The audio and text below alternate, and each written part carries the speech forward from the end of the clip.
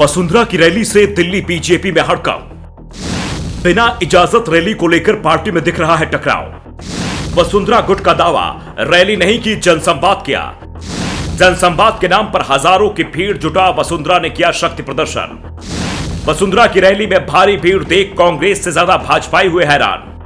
राजस्थान में कुर्सी का खेल चल रहा है।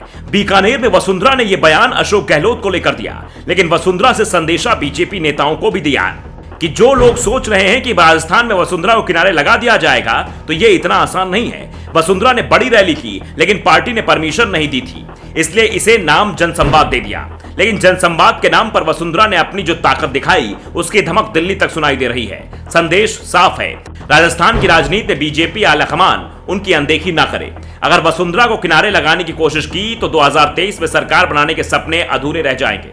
पूरे भारत में आज भले ही कांग्रेस कमजोर दिख रही हो, लेकिन राजस्थान में कांग्रेस की ताकत बीजेपी भी मानती है। गवाह राजस्थान में पिछले दिनों हुए तमाम चुनाव हैं। विधानसभा उपचुनाव से लेकर पंचायत और नगरीय निकाय चुनाव में कांग्रेस बीजेपी पर भारी ही पड़ी है। पिछले 4 साल में 7 विधानसभा सीटों पर उपचुनाव हुए, जिनमें से कई सीटें तो ऐसी थी जहां बीजेपी को भारी माना जा रहा था, लेकिन उपचुनाव में वसुंधरा को बीजेपी ने किनारे कर दिया, तो अशोक गहलोत ने बीजेपी को किनारे लगा दिया। 7 सीटों पर अब तक उपचुनाव हुए और इसमें से 5 सीट पर जीत कांग्रेस को मिली। सहानुभूति लहर पर सवार होकर किसी तरह बीजेपी कांटे के मुकाबले में 2 सीटें ही जीत पाई।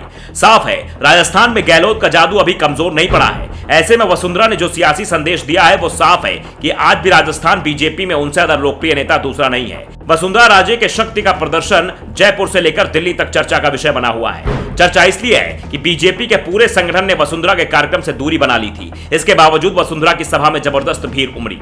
भीड़ ने साबित कर दिया कि वसुंधरा राजे की जमीनी पकड़ मजबूत है। आमतौर पर चुनावी साल में इस तरीके की भीड़ पार्टी को उत्साहित करती है, लेकिन राजस्थान बीजेपी में इसे लेकर उल्टी हलचल मची हुई है।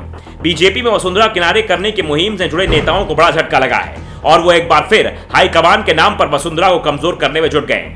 बीजेपी के प्रदेश अध्यक्ष सतीश पुनिया, जिन्हें राजस्थान बीजेपी में वसुंधरा बीजेपी खेमे का माना जाता है, उन्होंने साफ कर दिया कि वसुंधरा हो या मेघवाल, भूपेंद्र यादव हो या फिर गजेंद्र सिंह शेखावत, किसी को सीएम उम्मीदवार घोषित नहीं किया जाएगा। पार्टी की नीति साफ है कि वो बिना सीएम उम्मीदवार को घोषित किए चुनाव लड़ेगी। राजस्थान में बीजेपी पीएम मोदी के नाम और कमल के निशान पर चुनाव लड़ रही है। हर सीट पर उम्मीदवार कमल के फूल का ही होगा और पार्टी का हर नेता उसे जिताने की कोशिश में लड़ेगा। साफ है, वसुंधरा भले ही सीएम उम्मीदवारी का दावा कर रही हो, लेकिन पुनिया ने साफ कर दिया है कि चेहरा तो पीएम मोदी का ही होगा, बाकी सब बराबर होंगे।